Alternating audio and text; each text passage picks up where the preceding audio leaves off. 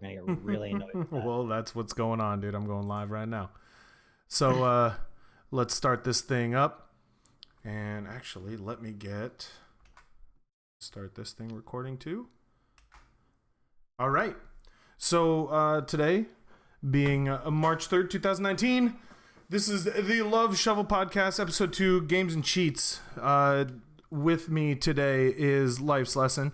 You can check him out on Twitch, twitch.tv/Life's Lesson. Then I also have Reno Sense, a good buddy of mine, and confidant over here. We're going to be talking about games and cheats, as well as the direction they're heading, how they're evolving, that we see. If you feel free to tune in, check this out, leave a question. If not, you can DM me, send me a question, and we can go from there. Anyone in here have anything to say right off the bat? Thank you for having me. Okay. Well, let's go with this. So I remember cheats when I was going through video games back in the day. The first cheats I remember were like Doom, the very original Doom game with IDDQD. If you just type that thing in, you were invincible. I remember Star Wars. I had Star Wars Galactic Battlefront. Mm-hmm. Force food, and then the number, and then there was like Force carbon and Force all those. I got so good at those. I could like literally type Force food like 100 times in probably 3 seconds. Okay. All right. Or what about like because I remember back when I was doing IDDQD, and a lot of people, or like my dad, I asked him at one time, I was like, why don't you just put in the cheat? You'll be invincible and it's easier. And he was like, but what's the fun in that? Because I was like a little ass kid at the time. So, I mean, it was easier. You didn't care how. I didn't really care because it was more fun running and gunning than it was actually like making it challenging at the time. I was also, dude, I think I was like between the age of 5 and 8. My son does that right now with Minecraft. Yeah, he's 6 and he's like, Dad, put it in the undie zone. I want to not die and just make stuff. So, but I mean the creative is, but the creativity for a child, that's understandable. Like I'll give them that, because then, but if you're just going around freaking running and gunning and not trying to take any punishment for it, I mean, I can understand. Like my mentality now is a lot different than it was. But pushing this forward, then it started evolving at this point, right? When it came to cheats, we had Game Genie, we had Game Shark. Game Shark, oh my God, dude, and like there was a ton of people that were into those things. It was a thing. Like it was okay within the market to cheat. It's like it was. Encouraged. Back when the Game Boy allowed you to cheat. Yeah, and like, what's your guys' take on that? I never used Game Shark. I played mostly Pokemon on Game Boy. I don't know if Game Shark worked with Pokemon, but that was like it did. Mm-hmm. I wouldn't. What did it let you do? Did I miss out on like all the cool shit in my childhood? Oh wait, no. There was a way that you could get, basically it was like master balls and all that other stuff, like unlimited amount and all that. There's also in-game cheats to it too. Yeah, I remember that. I used to abuse it. I remember the drop cheat, a drop cheat for Pokemon where you had to like what was it? You put something on the Pokemon, you put it in the bank, and then you like quit. And then you had the Pokemon and the item was still like on the Pokemon, but you also had the item in your inventory. It was something like that. Okay. Yeah, something like that. Yeah, to duplicate. Yeah. But beside the fact, so we had those, and then we also had going forward a little bit after that. Then of course like Warcraft with the all your base are belong to us. Oh, your bell. You know, Oh my God. you go through campaign. It was a little too rough, and you were like, "Fuck this shit." Power All your base are overwhelming, I below. don't know what you're Yep. talking about. Yeah. Well, there's that one. Or like, But or like, but or like power you overwhelming accidentally- just made you invincible, man. That wasn't the No, it that wasn't didn't. the push you through each fucking game. to win. it It was didn't. all your base are belonged to us. Yeah. It was that one. I remember because like if you accidentally deleted all your data and you had to start over, you're like, damn it. Okay, let's cheat my way back to where I was. Right? Power overwhelming gave you resources. Yeah, but if you did all your base are belong to us, instant win, go to the next. Do pass go, do collect $200. Do collect $200, Right? or in this case, 200 points. Right. So And now so then it's Go ahead. The sad part is it's changed from fun stuff like that to okay, now we're just gonna hack and get some. well, instant minus scopes. if you take away Game Genie and Game Shark, the ones that were built into the games were, I think, specifically put there for a reason. You know, usually it was because like developers and testers and whatnot. And then after that, it became like more or less like what it is now, or similar to a Game Shark, but now a little bit more complicated. Yeah. You know, I always wondered, like, as a kid, I always wondered. I'm like, how do these like you got like CheatCC, you got a couple other like websites. I was always like, how Sure, do they I wouldn't find these know. know. Cheats? Do they sit there and just Dude, type a million things No, 1,000 no, times? no, no. The old school way you had to buy the gamer mag. Yeah, for the You had walkthroughs to and buy all the that. gamer mag, and then you had to go through the gamer mag to find the cheats in there because they'll give you a couple cheats every once in a while. Yeah, but no, like it had some of them, and I actually figured out well, it was like years ago. Like once I started getting into like computers and like programs and stuff like that, that it's actually just written in the code. And once you like start going through like the files and stuff, you can it's actually written there and you can just find it. Yeah, that's what I was just gonna say. As a kid, That's I how was pulled always up a lot of the Yeah, things. that too. Welcome, Obvious Ninja, and welcome, Techo, to the broadcast. Oh, been here for like 45 minutes. I know, Finally, but welcome. Just kidding. I'm welcome. 45 minutes. Even though we've 5 only of been those broadcasting minutes for real. all of the 7 minutes, and was it here for won't like let 3 me join minutes, your so. game.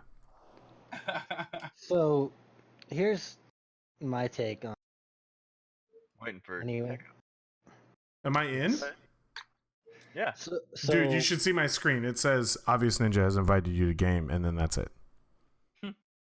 So Reno, back to what you were saying. Sorry. Right. So, the thing about it back then is cheat codes were built into the game, into games as gimmicks by the developers. They did it on purpose. Almost like as Easter eggs? something- not only as Easter eggs, as achievements. Often there would be a game where you would beat it on a certain difficulty, and you would unlock something stupid like Big Head mode, or Sure. Oh yeah, that's unlimited true. or unlimited ammo. Like this is stuff in like GoldenEye. Like I think if you beat it with the hardest difficulty, I think you would get like unlock the unlimited ammo cheat code that you can turn on in the menu. I like how they called it cheats. Well, the unlimited ammo definitely is a cheat. Well, the big little guy. things back in GoldenEye, those gimmicks were fun. I mean, Right. I So enjoyed that's- those things. That's how those were built in. Game Shark was a tool to pull those developer codes essentially out of the game Without having to actually achieve it. without having to win, it just pulled the codes and ran the code. right. Or there would be some developers who wouldn't have any cheats in their game, like built into their game. Like that, like the same way as what was a good one? I'm trying to remember. There's a game with the dinosaurs that you're trying to kill the dinosaurs. Turok? Turok, yeah, Turok. That was another one. I had a teacher named Turok.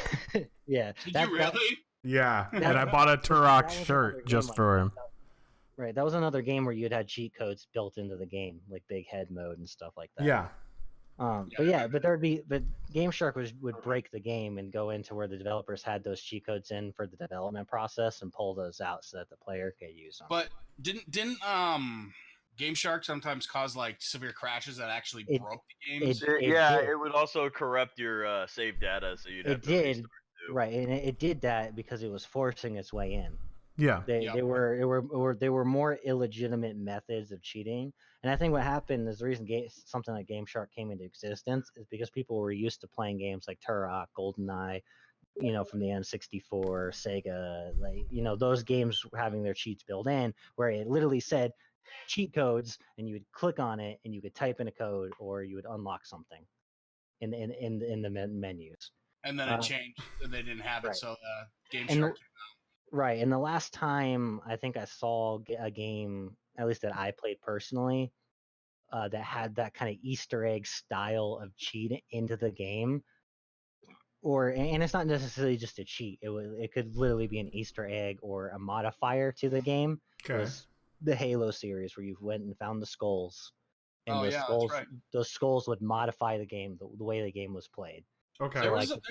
There's some recently that I play that do that, but I can't quite place my finger on it because I got a very large library. So right. So now computer games that are specific to the computers only, will have developer menus, usually using the tilde or on the keyboard. Yeah, for the console. Yeah. Right. So for the console command. So that's games like Skyrim.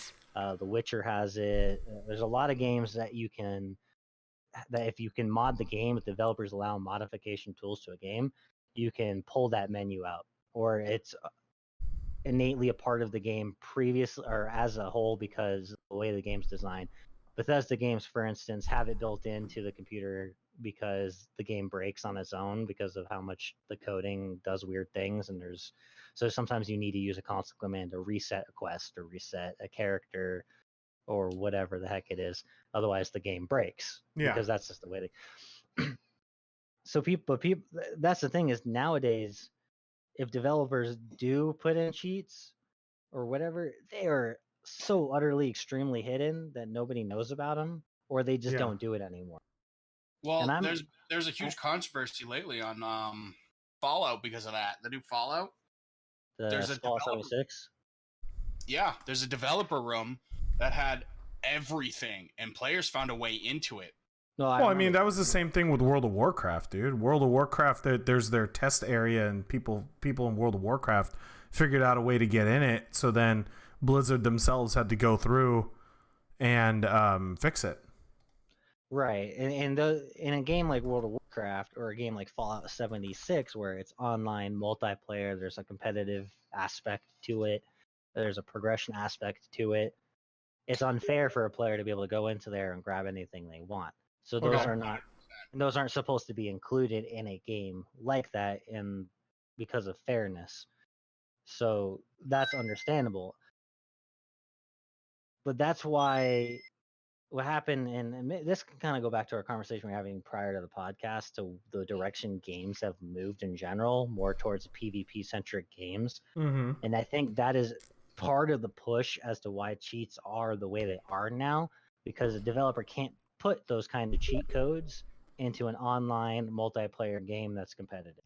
Yeah. So, because that's the primary type of game. They did back in the day. Like, you played Warcraft 3, you played all those. They had cheat codes. And then if you tried doing it on multiplayer, they just didn't work. And people knew you were cheating because you just tried it. And they were like, what? No. Right. Well, so they had them they had them turned off for a specific type of game mode. Or you could turn them on, but it was a split screen, or you had to physically be there in person. So if you were turning on cheat codes, it's because everyone in the room agreed that they wanted to have big head mode on, and they wanted to play some goofy mode of GoldenEye or something. Or everyone wanted to have the golden gun and do the one-shot kills.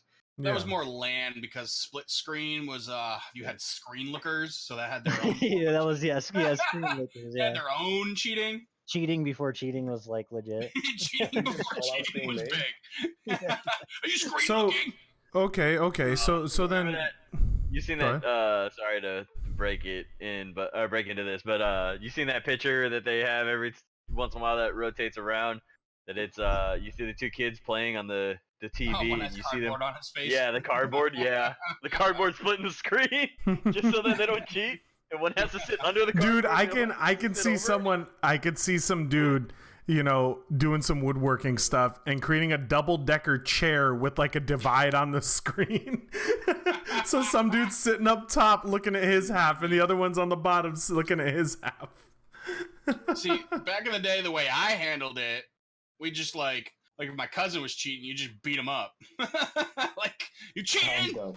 Start beating him up, and then he's not gonna cheat again. That's exactly what it is, because they're physically there, so it was different. You're screen looking.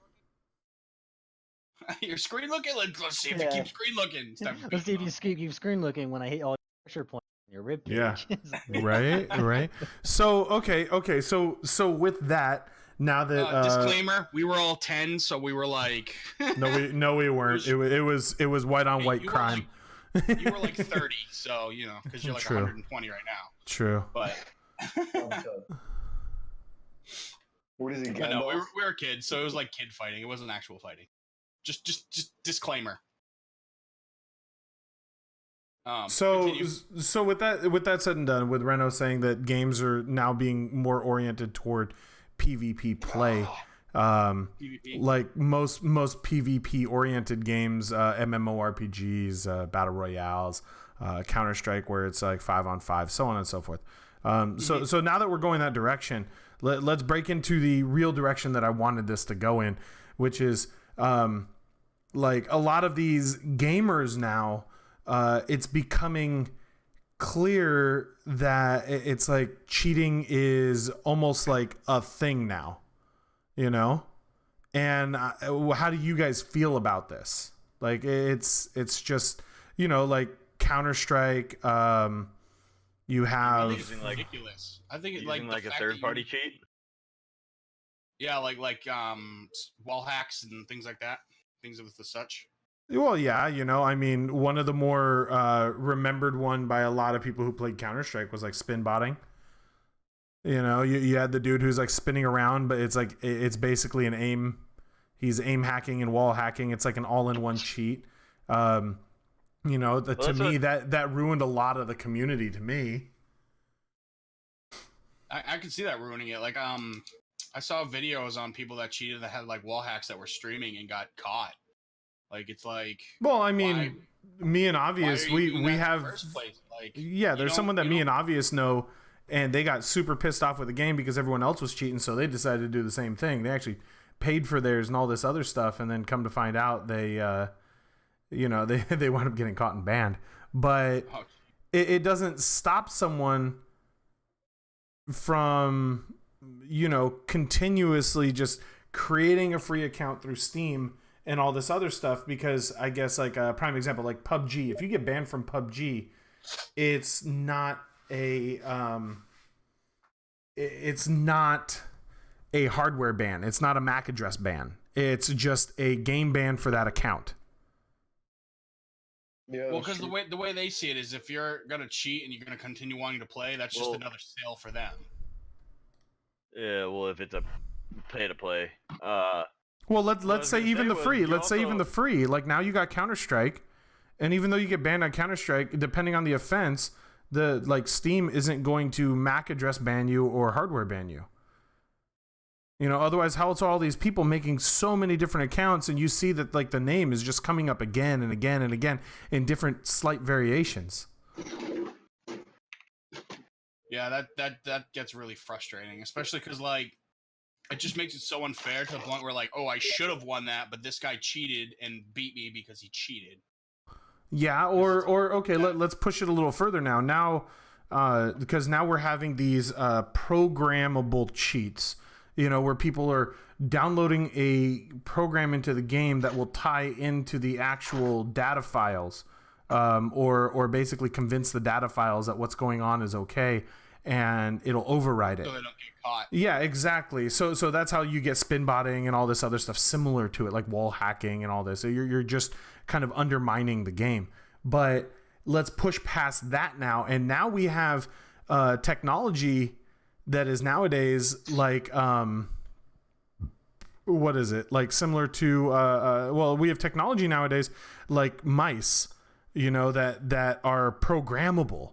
You know, now you can macro your mouse, you know, to where like a certain button on the mouse will do a certain function, So now you have what's called macro scripting, where one of the more common ones that is now flooding the BR realm or just shooting realm in general is these macro scripting. Is you're programming your mouse to click the fire button at an ungodly pace because that undermines the recoil. What is it? No, not necessarily that's what it's for, but that's not the only reason.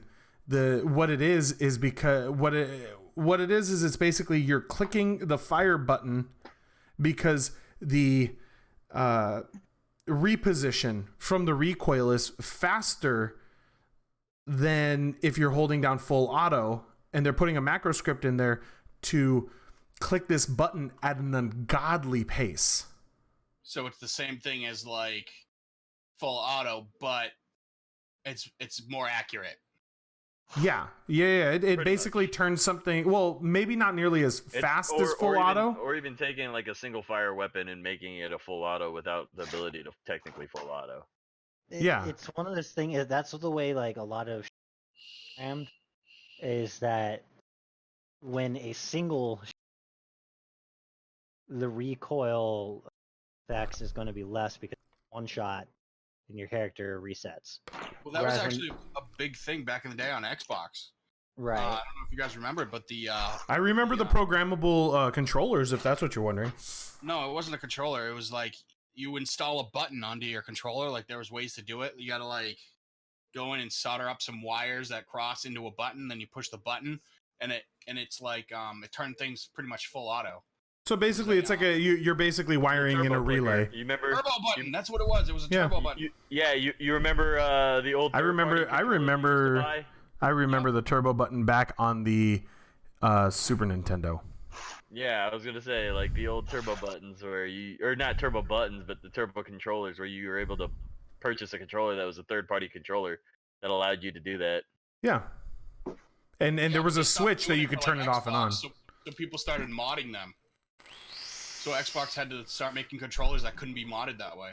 But the funny thing is there's still third parties that are making controllers doing that now.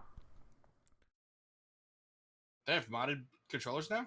Yeah, dude, they've had modded controllers now. They have pedals at the bottom of the controller. There's like 6 or 7 pedals that you could create that could do all those things for you. It's basically macro scripting. Obviously, it takes a little bit more skill to use that controller, but it's almost the same thing in my opinion. Yeah. Like I'm not really for it, to be honest. Yeah, I mean neither. That's just like it's giving people edges that they shouldn't have above you when you don't have it. Yeah, it's literally pay to win. Because or the other one where you see, I don't know if you guys seen the ads where you can, like the old school way of doing it when you wanted to no scope or you want, certain games don't have a center dot if they people were just putting a marker dot on their freaking screen. Yeah, put a piece of tape and the marker dot right in the middle of your screen where you know that the crosshair is like the dead center is. They also have that on Guild Wars. They also have one where you can actually like stick a little red like LED light to be able to do that too. Yep. No, I totally did that on Gears of War. Because it made it so much easier to headshot with the shotguns and the no scope with the snipers if you did that. Okay, now, but going forward, now we're having macro scripting being the new cheat, and like I understand you guys aren't enjoying it or whatever, and a lot of people hate macro scripting or people that are macro scripting, but where do you feel? Like with let's pull back from that a little bit. Now let's get into like the anti-cheats. You have all these anti-cheat programs that are people putting that these companies are making to stop these cheaters from doing it, but yet it's almost like a virus with viruses, coming through and basically what's it called? Like they're one step ahead. Like the new anti-cheat comes out with the update, and then all of a sudden someone makes a virus that already, or a cheat that undermines the new version already. Yeah, I've been actually hearing a lot of issues with those too, that they've been causing a lot of problems where people aren't cheating. Like they'll be streaming and the game will see the OBS as a third-party application, mark you as a cheater, and ban you. Like simple things like that. Like you'll have something up that it just sees as a cheat, and then all of a sudden you get auto banned, and people are like, "What's going on? Why am I being banned?" And it takes like forever for them to even get their account back or unbanned, because these people then have to do like a investigation and like all these other things just to prove that you're not cheating. I've even heard of people not getting their stuff back, them being like, "Oh well." So it goes into a territory of like, how do you handle that situation? I feel like the best way they should go around it is just having the program basically have another copy of every file and system. Okay. And if anything is changed from that file system, from like all the subfolders and subsystems, then mark it and have somebody go through and be like, okay, they're cheating, banned. And I understand that, but they already have a lot of those to where the basic anti-cheat for like Counter-Strike from back in the day was that, you know, and that Alex, anti-cheat. Welcome, Man Bear Pig. How many times are you gonna invite me, Alex? Hold on. We're switching later. So, the original anti-cheat for Counter-Strike was that way, and one thing I absolutely loved about Counter-Strike was if you did get a full VAC ban, it would boot you from. It would literally like hardware blacklist you if you're using something to some degree where it was manipulating their game files.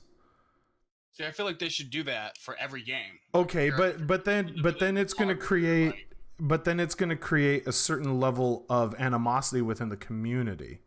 Like that this is the fine line that I want to discuss. You know, at what point is it too much and at what point is it too little? I feel right now it's too little.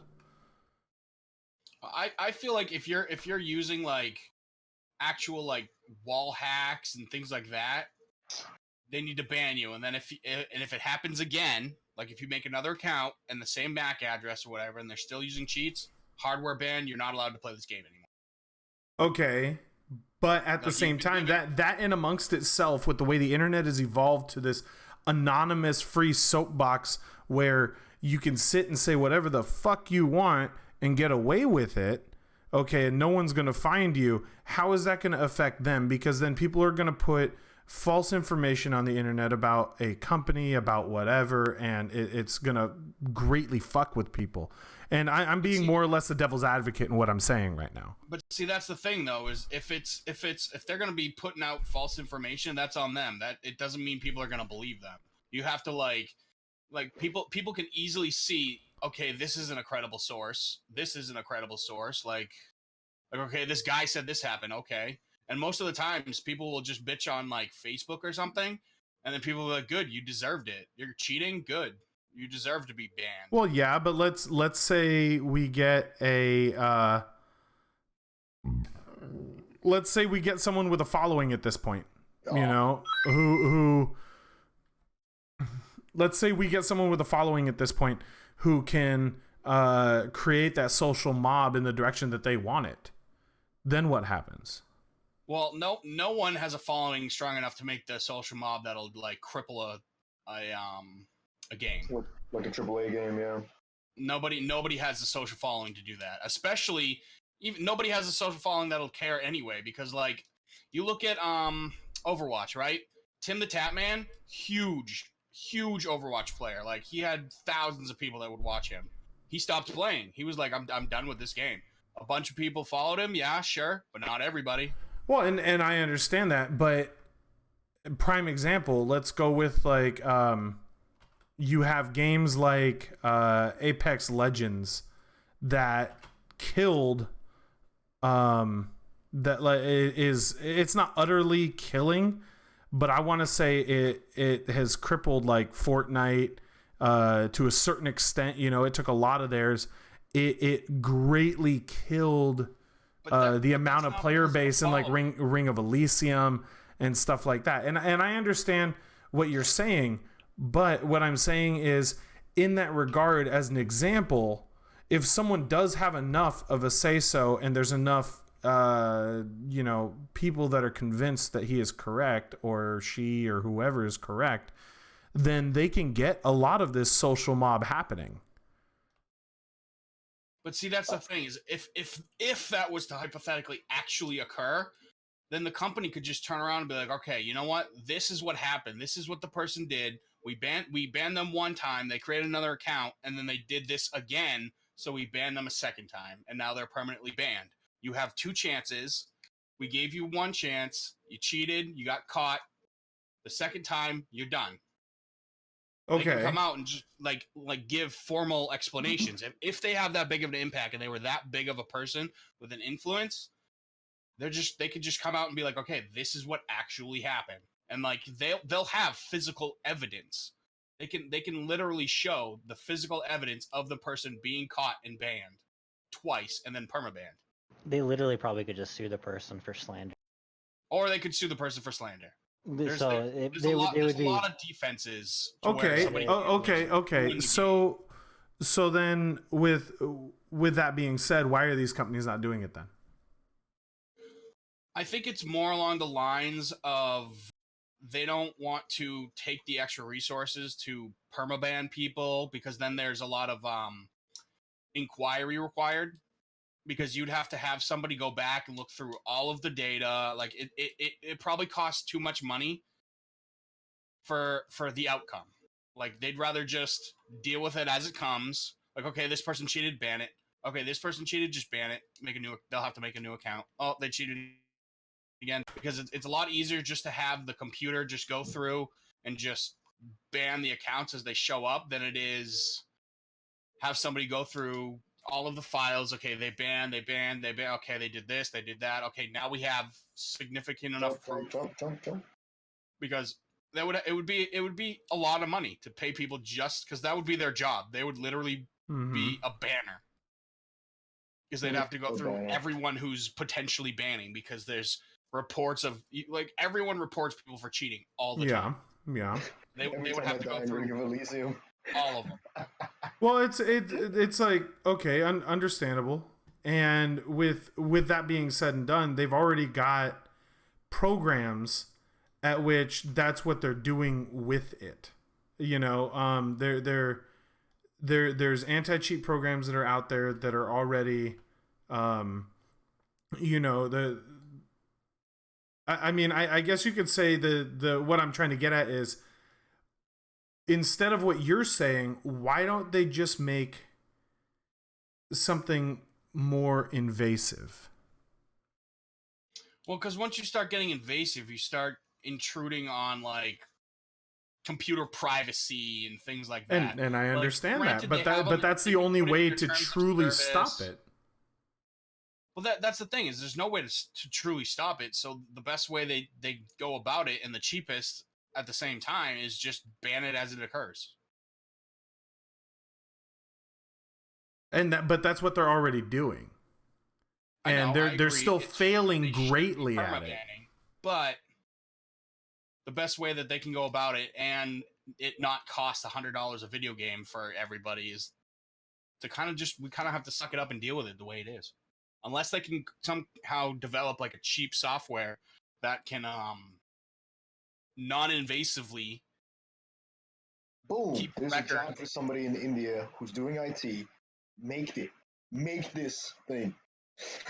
Make it non-invasively, get the IP and the MAC address, be like, okay, so like after they've been like, don't take it until they've been proven to be banned. They're like, okay, they're banned, now take the MAC address and IP.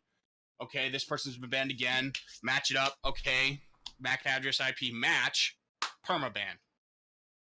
It would have to be like, but it would have to like conform to it can't take your IP and your MAC unless your account has been banned or something along those lines. Otherwise, it starts like intruding on people's privacy, and then it'll be a big deal, and people will be like, "Why are you taking my IP address, my MAC address? What do you need that for?" Because there's a lot of things you can do with that information. And I understand that, and that's why I'm just saying, it's like, at what point is invasive too invasive? At what point would it be better for these companies to go about that route and, you know, to make the community within the gaming world for themselves better? Well, that's kind of what I explained. I feel like it not being invasive until you've been banned. Like, it's not invasive until you broke their rules. You agreed to play by their rules. You've accepted the terms of service. You broke the rules. It's now invasive. Takes your Mac, your IP, and then you make another account. That's fine. You agree to their terms again. That's fine. You cheat again. Boom. It's now being invasive. You're now permabanned. So it's not invasive unless you make it invasive. But then those people that don't want that information taken from them will choose not to play the game. So who would be better at doing it? Are you talking like a AAA game needs to do it, or what? That's not necessarily true, because most of the time, who actually reads terms of service? Okay, and then you have all these news articles that are going to start going around, opening this up, saying, "Hey, look, you know, like prime example.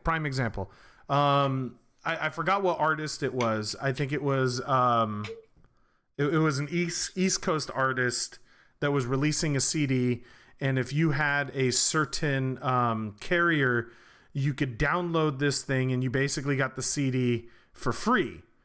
And the thing that was really shitty about it was the application that they asked you to download was data farming the hell out of your phone on everything. So yeah, it was. And everyone got pissed off. And this artist actually had to release a public letter saying, "I didn't know that that's what these people were trying to accomplish with this. This doesn't represent me." But they got a lot of negative publicity for it. So then, like what you're saying is like a 2-3 strike rule, whatever. You know, if they're not going to read the terms of services, and then once someone who does cheat, but then goes about his business by saying, you know, fuck it, I really don't care. You know, like I don't care if I cheat or whatever. Then then it's going to get released, and this is going to be negatively impacting whatever. But see, that's the thing, is then all they have to do is turn around and be like, "We're not invasive unless you cheat." And then the only people who are actually going to actually care about it are cheaters. But the problem with that is but then you have a huge problem with this, because the huge problem with this is it's not difficult for someone with a certain level of I guess you could say hacker knowledge to get an IP from someone, unless what you're doing is you're bouncing that thing. So if you're not bouncing it, like the majority of players out there, they're not running a static, they're not bouncing it off different countries or whatever like that, then the problem you have at that point is you now have a dormant program within someone's computer that can give you very, very personal information, whether it's, I'm not saying to the point of like a credit card number, but to the point of an individual ID, which is a MAC address for someone, or a MAC ID, and blacklist someone permanently unless they build a whole new rig. You have something dormant that someone with some knowledge can now access and manipulate. Well, it's not as easy as you think it is to do all of that. And that would be a lot of work just to cheat. And at that point, I feel like if they're cheating anyway, like, yeah, they're going to be doing that. That's a lot of work just to not be perma-banned. And then they're just going to get banned again anyway. I mean, if you say so, I'm just... The fact that, like, it's invading privacy to a completely different level where there is still that chance that somebody will find your IP. You know what I'm saying? Which is already dangerous in itself. So it's not even the fact of doing it or not, or cheating or not. It's the fact that the program being there is still dangerous. So what you got to do then is, from what I'm listening to, I'm hearing, is it's kind of the same concept as law enforcement. It's just now it's just digital law enforcement. So in a sense, kind of what they could or should perhaps do is create a digital law enforcement where when you are consistently cheating, you've now forfeited your rights. It's the same thing when you get arrested or you punch a cop in the face. You just gave up your rights because you just punched a cop in the face, so he gets to punch you back now and take you in. Like that's just how it is. And if you can do the same system, but the thing with this is it has to become a legal system that's like an established government system in order for this to work. So you can't put this program in because it's dangerous, but you can get a warrant now. So you have your digital police that are, they however they want to do it, and it would be a lot of work to create such a thing. Whether it was a lot of work or not, we're be talking about something that just sounds ridiculous at that point, because Right. now who's going to pay the money? Just like certain you have to certain people society's evolving, right? Gaming is like almost everybody now in the United Plays States of video America, not just necessarily plays video games, has a console system or a computer, period. Everybody has this stuff because it is required in a sense. It is not. It's almost to the point where it is no longer a what's the word I'm looking Luxury, for? Adam. Luxury. It's nowadays you are almost absolutely required to have a vehicle to get anywhere. Absolutely required to have a car, or not a car, a cell phone. You're absolutely required to have internet access to do schoolwork. Like almost when I was going through college, everything, even the physical stuff on campus, you had to go through an online system and send everything in online. Yep. So That's how my school is. Right. So this is just how it is in the United States now. So some sort of digital policing isn't necessarily out of bounds. And maybe it's not. And I think to a point, it's already there. You already have government regulations on internet information and what kind of programs are allowed, what companies can do with information. Like that stuff is already there. And those duties are divided by whoever it is, FBI, CIA, local law enforcement, IT professionals, whoever it is. And I'm pretty sure they have your IP and stuff anyway. Like the second you log into their game, they already have that stuff. Yeah. Like that's how they do it. That's how they ban you anyway. Okay. So it's not really like this huge thing of like, oh, now they have all your information. They can lose it. Someone could hack them and take it. They already have it. So why not just utilize it? Right, and I mean you hear about this kind. You cut out. Right, you hear about this stuff all the gaming companies. You hear about this stuff all the. No, I'm cutting out. Why am I cutting out? This is terrible. Know. But yeah, basically hackers already get into people's information through major companies. So it's already happening. So it's not like your information is always protected as it is. That's true. Like there was that huge what was it? Was it Xbox? I think it was Xbox and PlayStation, I think. Hackers got in and they stole so much information from people.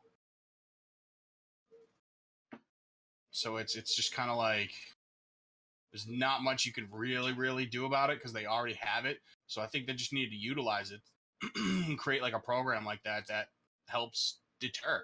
Because it's kind of like one of those things where, okay, people are like, oh, well, that's severe. Just permabanning people forever. Well, eventually it gets to the point where like, okay, 10 people have been permabanned forever. It starts going around the news that you start messing up and you're done.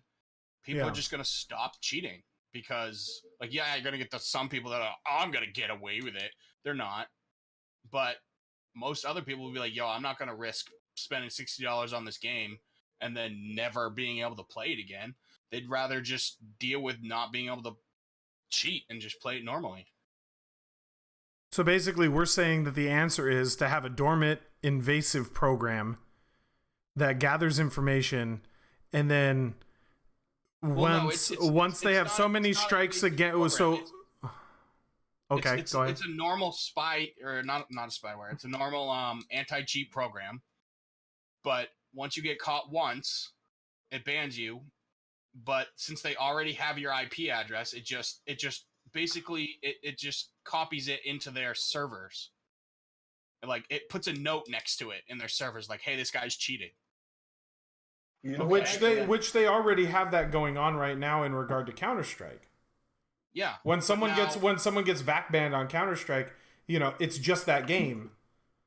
But to get to that point, like Counter-Strike or CS:GO with going free, it's now riddled with fucking cheaters. Like you have an 80% chance jumping into a competitive match and having one cheater. 80%. That's a lot. That's what it's gone into now. So that almost keys into like the last podcast when we were talking about game pricing.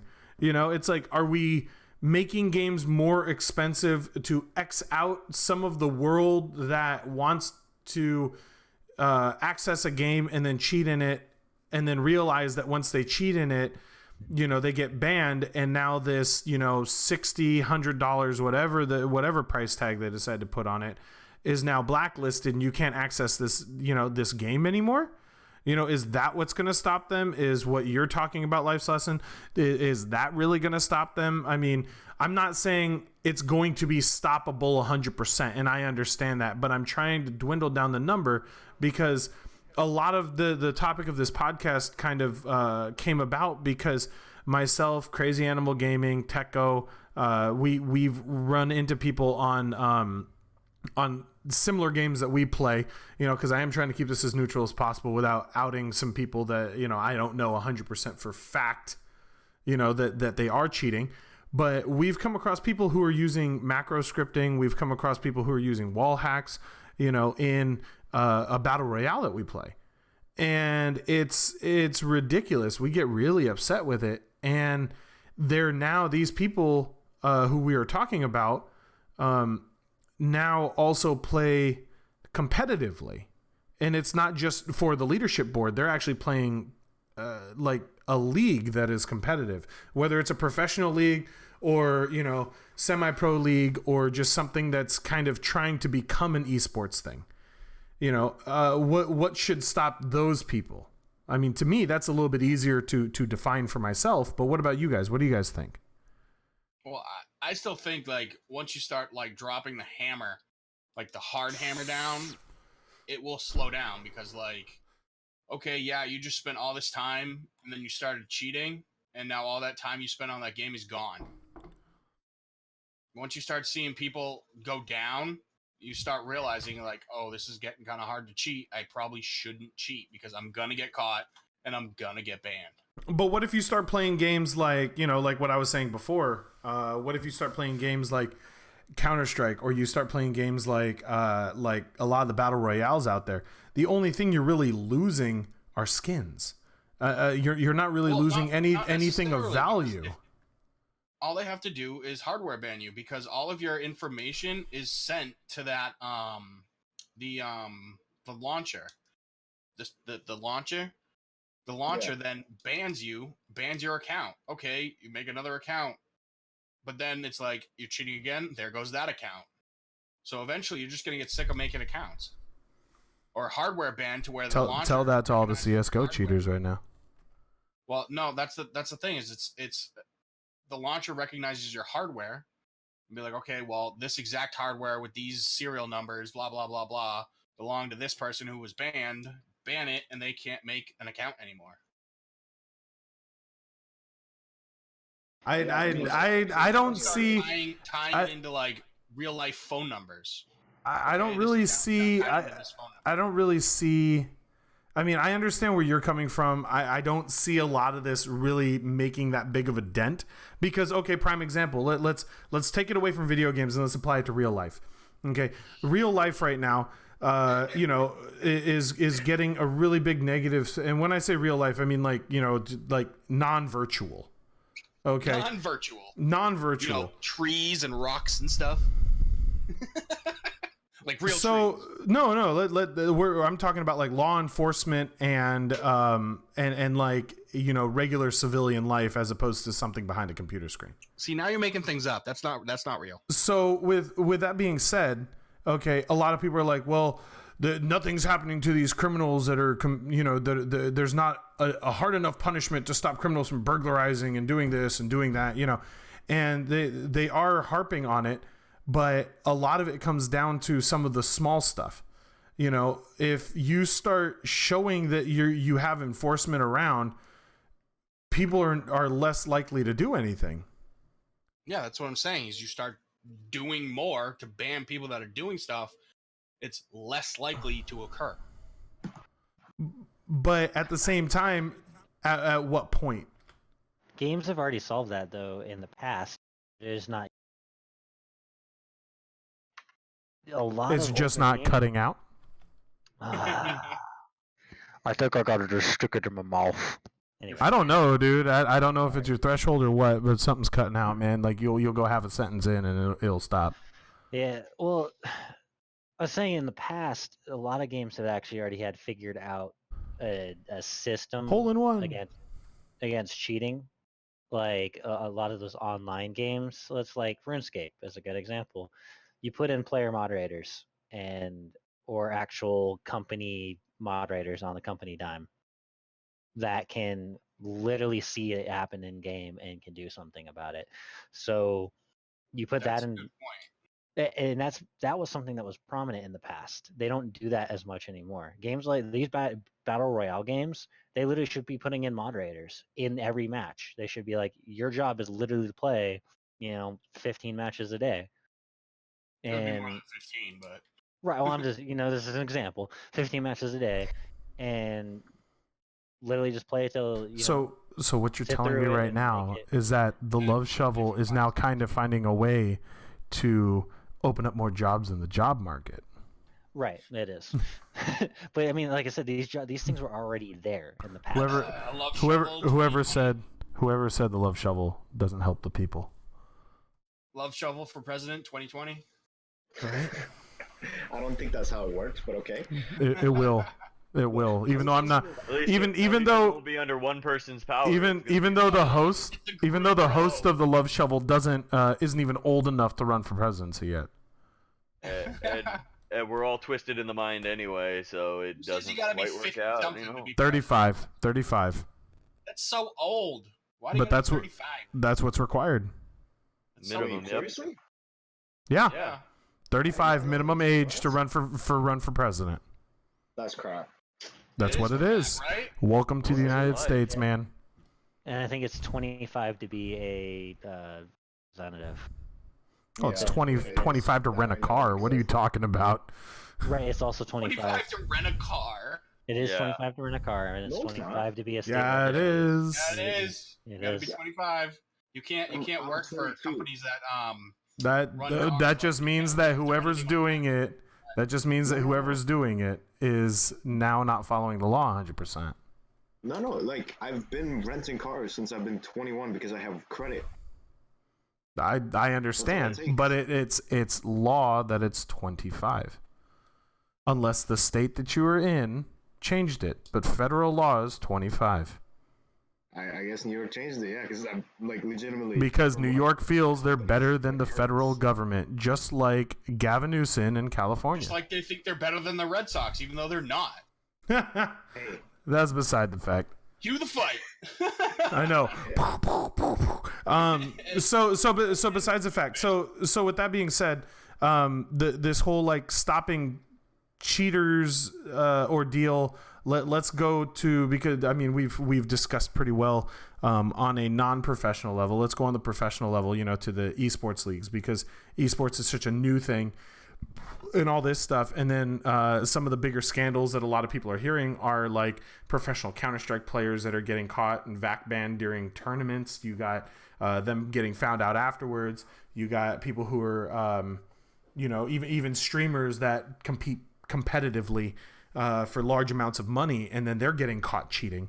Do you guys feel that a more invasive cheat should be required on someone who competes on a competitive level if it's for money? I think on competitive, yes. I mean, there's money involved, yeah. You gotta remember competitive. So League of Legends League of Legends cuts out. I didn't know League of Legends cuts out, dude. You're not allowed to. I know with League of...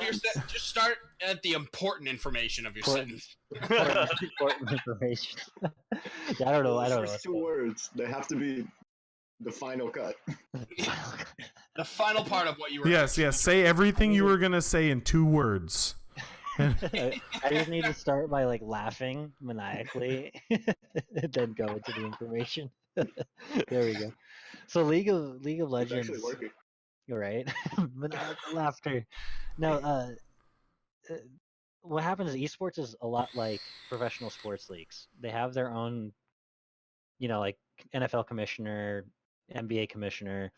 They have their own referees, leagues, league rules, et cetera, and they have the ability to fine players and have. Yeah, of course.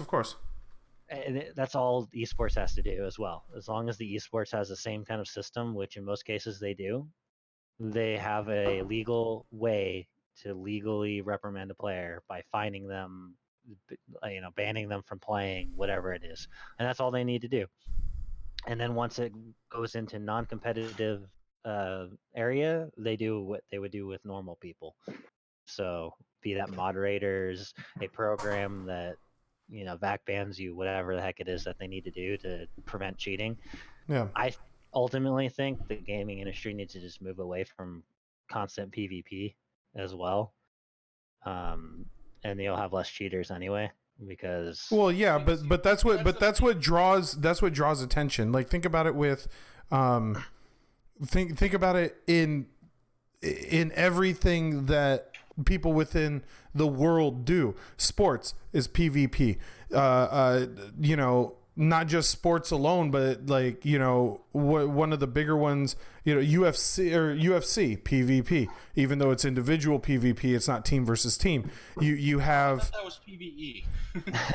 So let's take that away. We're not going to have PvP. Now someone is going to go through almost like Doom from back in the day, like in Doom what it is now, because it's not co-op, it's not multiplayer.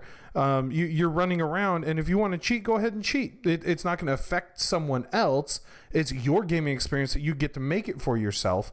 But at the same time, these, just like in like what you were saying in regard to esports with referees and commissions and so on and so forth, I feel that in the esports realm, for competitive, for professional, whatever you want to call it, but when it comes to video games itself, I think these companies should start leaning toward a program that, said competitive player to be able to join this league has to agree to. And this program is similar to what Life's Lesson was talking about. If it catches you so many times, it pretty much like wipes you from being able to touch them. But something that's more severe, because and this is what disgusts me about some sports and some players, is you have these people who are in a sport, and this person that's playing said sport, no matter what sport it is, they are now someone's role model. No matter who you are, no matter if you're the bench warmer or whether you're the starter, the whole spectrum is going to have some level of role model equivalency out there, whether you have a large number of following that sees you as a role model, or a small, very select few following that sees you as a role model. And with that being said, I think in the esports league, because the main thing that everyone has is, in the esports, obviously you have to have is a computer, whether, it's going to be your console, which is a computer, or an actual, full blown, rig that you built that wasn't proprietary by Microsoft or Sony or, Nintendo. So I think they should have a program that they're forced to download that then keeps these parameters at a more stringent and strict, watching, like something that can not capture your screen, but see if you're seeing something different on your physical screen than what the game is intended, or almost like an AI, like what Teko's saying, like an AI that will actually know, like dig itself, that could potentially dig itself into your computer for that, and I understand that there's a double-edged sword. I don't think so. I don't think so. And the reason why I don't think it's overcomplicating the issue is because, like I was saying earlier, you have these mice that can be programmed in macro. There should be something in there that basically says, yeah, fuck your mouse. You can't use this shit. Well, on that regard, yes. But as far as the professional thing, you're overcomplicating the professional issue. Professional players don't need a third-party program to be watching their every move. The thing is, they already have a contract.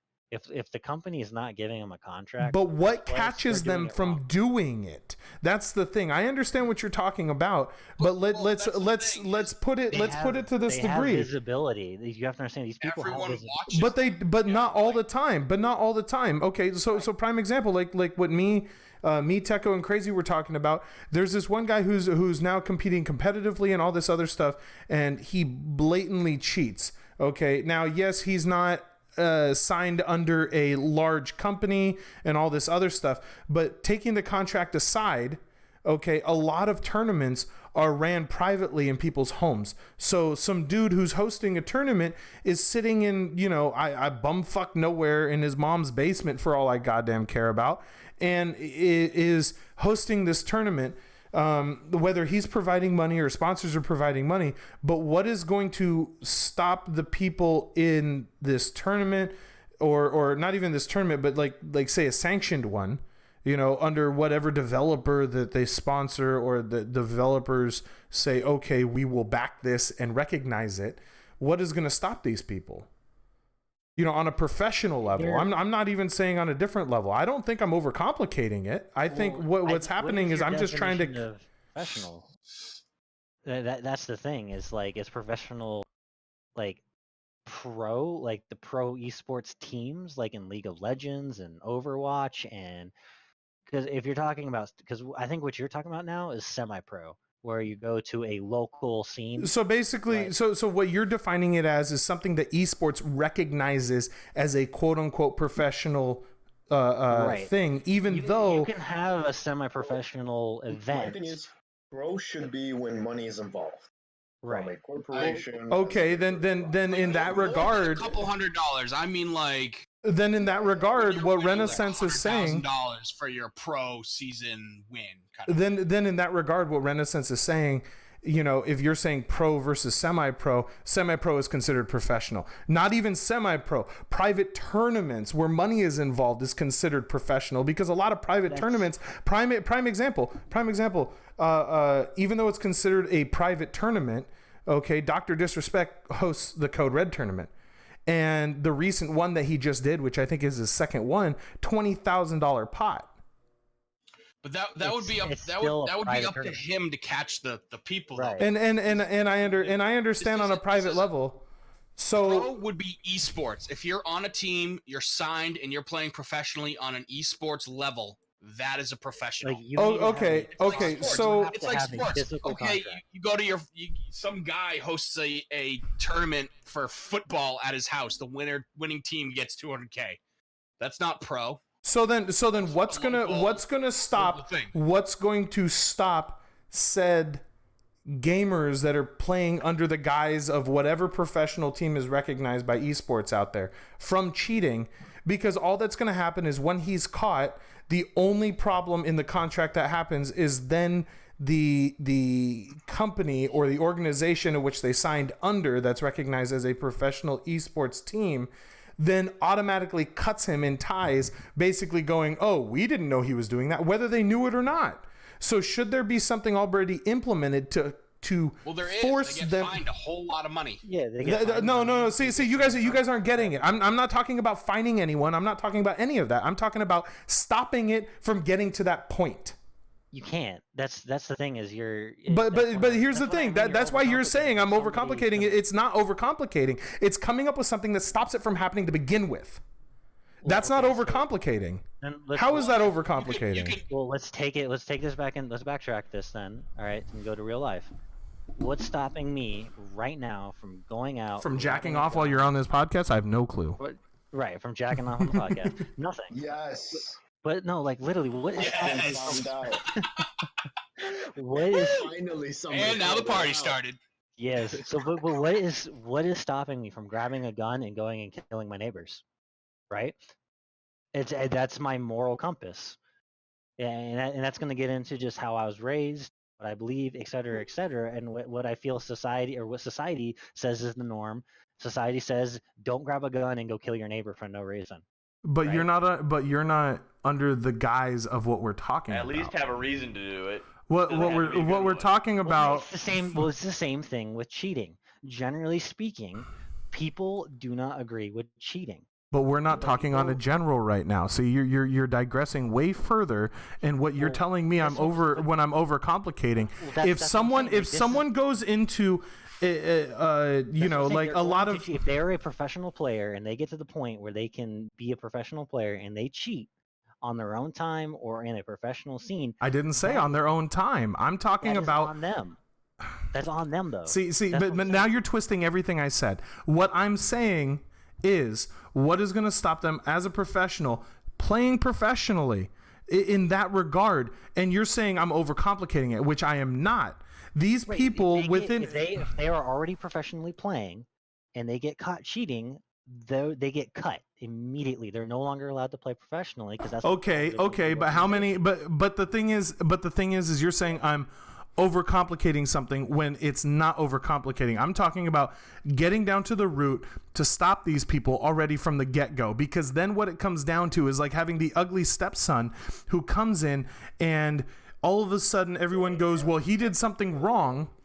Well, he did something wrong, and then now all of a sudden the family's going to disown him when he does something wrong, but not prior to that. You can't stop him though. It's like real sports. It's like real sports. You don't know they're cheating until they get caught. Once they get caught, but the thing is they can go about in real sports to stopping it, but they choose not to, and they don't come down hard enough on a lot of it. Like people getting caught, yes, okay, on his private time, he got caught, doing something grossly illegal, and then he's allowed back in the league. I understand there's politics involved. Yeah, that's the prerogative of the league. That's what I'm saying. If an esports team and the esports league that's in charge of it says, oh, he got cheating, but we're going to give him a second chance, they're going to give him a second chance.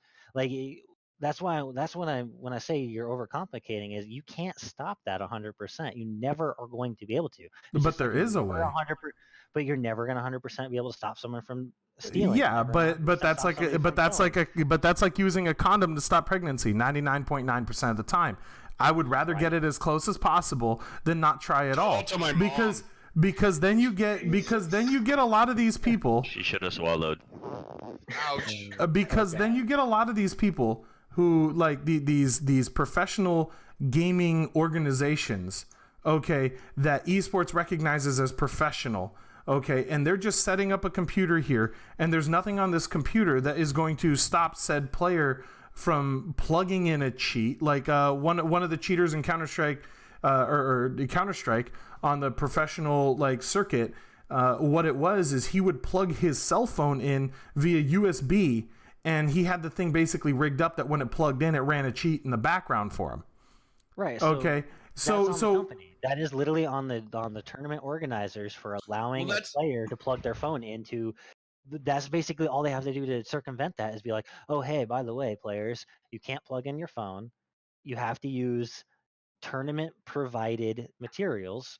And that's that. Like, that's what I'm saying. Like, it's this, a lot of this stuff comes down to the company itself, like whoever's the proprietor of the tournament or like the esports teams, etc. And to do that, see what the problem with that is people like to use their own stuff. But to fix that, the tournament provider needs to be like, okay, we have 5 brands and like 15 different styles. You pick one, you get used to that, and then when you come here, we provide it. Right. And tell us what you use, we will provide that specific thing. You don't bring your own keyboard.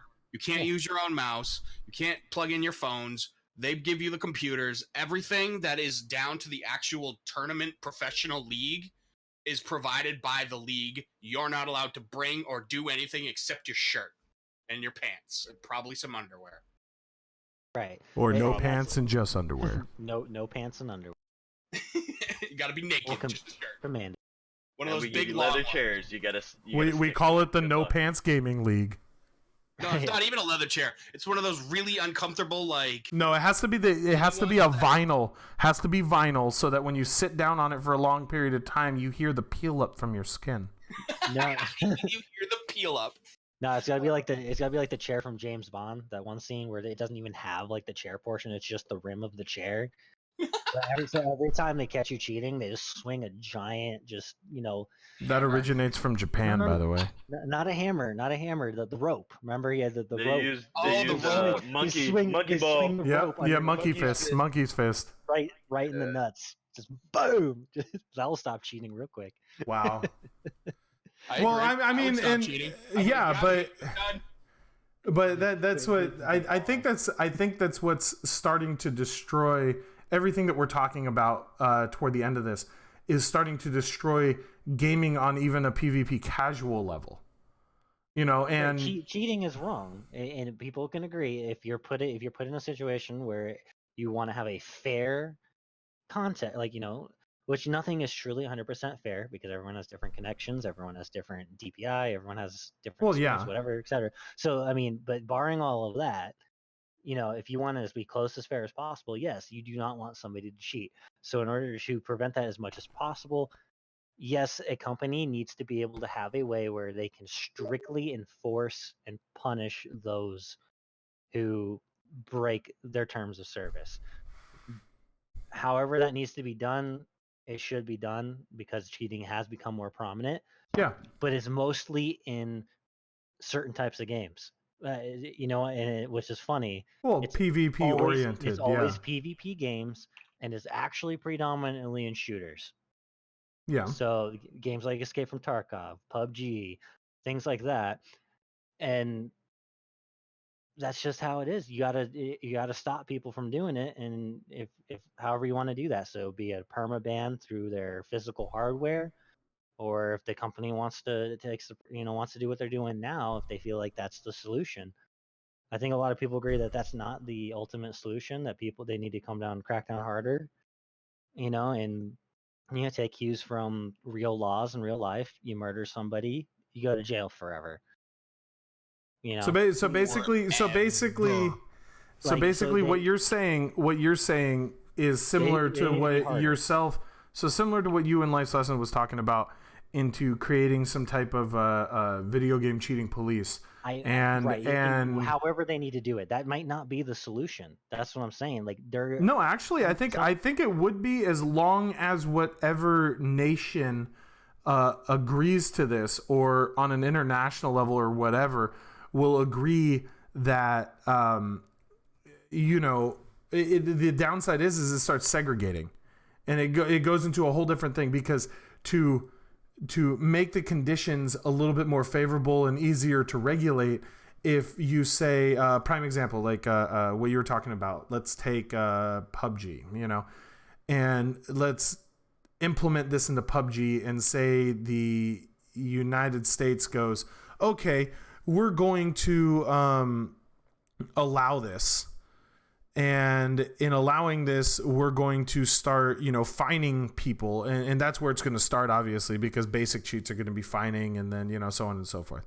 And to fine someone for cheating in a game, the country of the United States recognizes this, fines this person, and they have to pay it. Otherwise, other penalties can accrue, so on and so forth. Having the states get involved in gaming, then what's going to allow what you're talking about in regard to like some type of internet police? Because when you create certain things, you can't just come down with the ultimate ban hammer, right off the bat. Yeah, okay, slapping on the wrist, and then all of a sudden giant ban hammer. It has to be a progression, and that's why I was saying. Progression. You get slapped on the wrist and you get banned. So basically, you're telling me because like raising a child.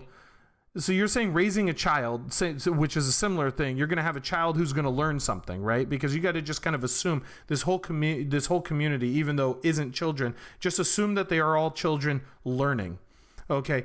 And you're going to warn them, okay? You're going to warn them right off the bat and say, "Don't do this," and then they're going to do it, and you're going to be like, "Bad. Don't do it again." They do it again. Bad. don't do it again. Otherwise, you're not going to be able to do this ever again. And then they do it. And then you're just going to go, fuck it all. I'm taking this away from you completely. They're not learning anything at that point. But that's the thing. It's okay. You get suspended for a week. Okay, now you're suspended for a month. Okay, but see, now we're doing what I said, which is a progression. But that's the thing. We're not children. We are adults. We are, but everyone else. I mean, there's 12-year-old kids. There's fucking 8, 9, and 5-year-old kids playing Fortnite who don't give a shit about cheating, and they still cheat. Kids don't know how to cheat. That's what you think, dude. Well, then that's their fault because they know the rules. Sorry, that is the rule. But then I understand this. You can't okay, your kid just beat the hell out of some other kid. Oh, that's not okay. You can't. You have to take action. You can't just let your kid do whatever they want. It eventually gets to a point where it's like, okay, you're not allowed to have this. But then we go into the problem that the United States have with all these sue happy parents, helicopter parents, and everything else, man. They can't do anything about it. Terms of service, it was accepted. It's once you agree to those terms of service, if it literally states first offense you get suspended for a week, second is a month, third is 3 months or 4 months, 5 months, whatever, fifth is a year, sixth is banned forever. Okay. Like at that point, it's like they're clearly stated. It's not the company's fault. They stated their rules. Their rules were broken. They took the correct steps necessary. And if the parents try and sue, they're going to lose. Yeah, I mean, that's ultimately what it comes down to. Like, that's just how it be. Like, penalty. And, maybe fining could be too far. It may not be too far. What happens is when you get into that realm, though, because we during this conversation, we've been under the premise that the virtual realm does not hold the same weight as the physical realm, as real life. And unfortunately or fortunately, I think we do need to move in the direction where the virtual has a little bit more, physical weight, a little. It needs more weight because you have cyberbullying that happens now, right? Yeah. And this is another topic for another time, but cyberbullying is becoming, that kind of stuff. Physical weight. You cyberbully, you can get in a lot of physical trouble. Get in a lot of physical trouble.